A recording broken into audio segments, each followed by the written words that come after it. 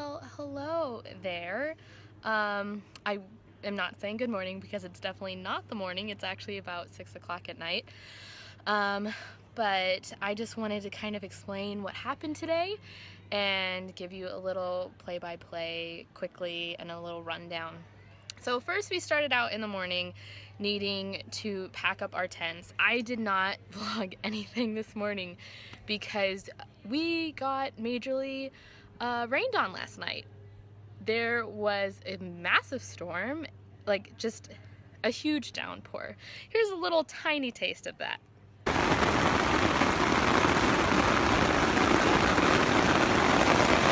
So then this morning we needed to pack up all of our stuff, and of course everything is wet. My footprint, which is the tarp that goes under your tent to kind of protect it a little bit and help with keeping things waterproof, was soaked and muddy. And remember, we're in Georgia, and so there's this red Georgia clay, and it gets everywhere, everywhere. So I'm just gonna put my arm down because I'm getting a little sore. So anyway, we had to pack up. I was the last person done because I just was trying to get my my footprint and my tent as clean as possible and dry as possible, because it's ingrained in me to not pack a wet tent or a severely wet tent. But anyway, we did it, and we headed to our workshop for the day, and we went over things like talking about gear. We talked about what is a story and how to tell a story, which was really cool, kind of like a story formula, about the hero and their journey, and different kind of aspects of that, which was really interesting, and I liked that. Talked about kind of disciplines of being a storyteller and what you should be doing every single day, simple things to just backing up your files, to being prepared, or really thinking about your stories that you want to tell and being intentional. And then we actually had an activity to make a video that, or we could have done a blog, or a picture blog if we wanted to, but most of the people that came to storytelling are interested in video. I'm interested in kind of all three. I just want to learn as much as I can. But anyway, so we had to write a story and share a story, kind of incorporating everything that we've learned. So we had partners, and my partner was Juliana, and we did our little video, and we kind of, lots of people did testimonies or how they came to the race, and we talked about kind of what it is to be a missionary and have a missional heart. And then so we did that, and we watched everybody's, or looked at people's blogs and stuff, and that was really cool. Then, ooh, that was loud. Then we registered and packed up, got our stuff, registered. I met my entire squad. We set up our tents. We are the farthest campsite from the actual kind of headquarters, I feel, but which is fine. I mean, gets in more walking and more steps. But now we are going to have, I think, worship and kind of just bring everybody together.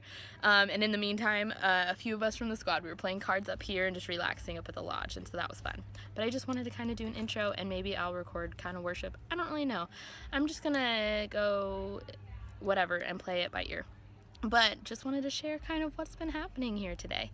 I will talk to you later. Also, I don't know how much I'll share because I won't probably be able to charge anything, and I'm gonna try to save my battery. But we'll see. Okay, I'll see you later.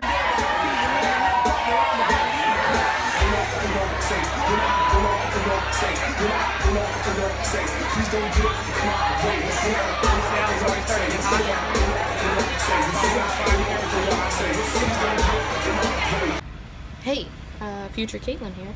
I'm actually right now in Tirana, Albania, which is insane. I just wanted to tell you a quick little note that this first video, and a lot of the videos from training camp, are super just random, and there's a lot of dancing, so it's just a lot of random clips, and so if it doesn't make sense, that's why. So I hope you enjoy it though still, and back to the video. 3. Or no, it's day 2 of training camp. Day 3 of me being here. And it's 6 in the morning and I'm exhausted already. Alright, ready, and I'll tell you when we're going to start. Alright, here we go.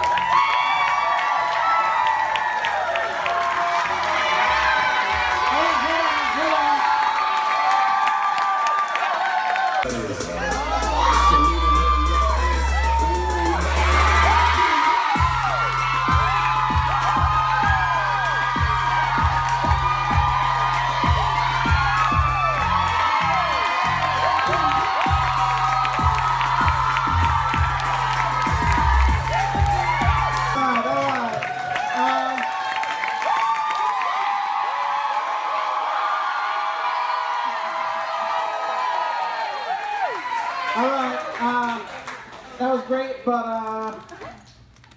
Raph picks Dylan.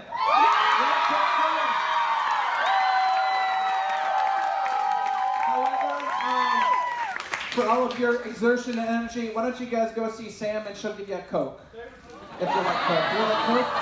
Have you guys seen Bill's moves yet? What do you think, Megan? He's like, no. Anybody want to challenge Bill?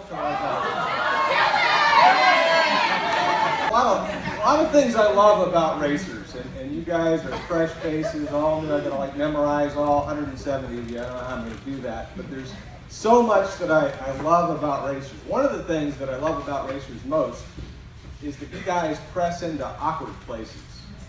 You know, like dancing up here, my generation, awkward, we would never do it. You guys, it's easy, you flow, it's like normal, right? And then you've got stories to back it up. And, you know, the essence of what I want to tell you today is that's a righteous thing. And it's a good thing to press into the awkward places in our lives because that's where we feel unsafe.